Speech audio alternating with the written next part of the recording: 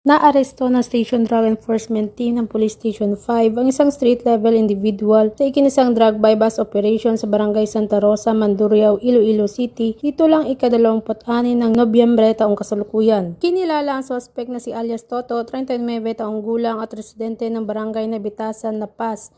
Nahuli itong nagbenta ng isang plastic sachet ng hinilaang shabu kapalit ng 2,500 pesos marked money.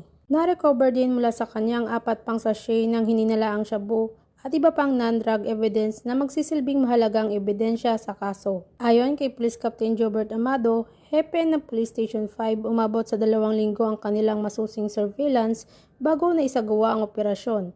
Napag-alaman din na sa lapas ng galing ang supply ng droga na ibinibenta ng suspect at siya mismo ang nagdadala sa kanyang mga parokyano. Cover din mula sa kanyang 4 pang sachet ng hininalaang shabu at iba pang non-drug evidence na magsisilbing mahalagang ebidensya sa kaso. Ayon kay Police Captain Jobert Amado, hepe ng Police Station 5, umabot sa 2 linggo ang kanilang masusing surveillance bago na isagawa ang operasyon.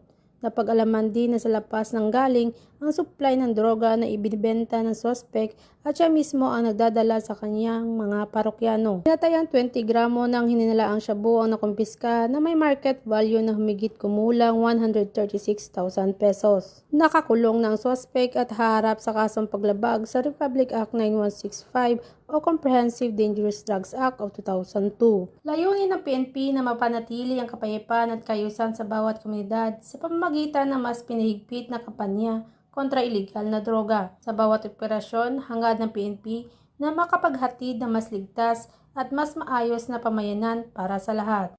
Mula dito sa Western Visayas, ako yung Police News Network Correspondent Patrolwoman Riza Valencia, alagad ng batas, tagataguyod ng Balitang Pulis.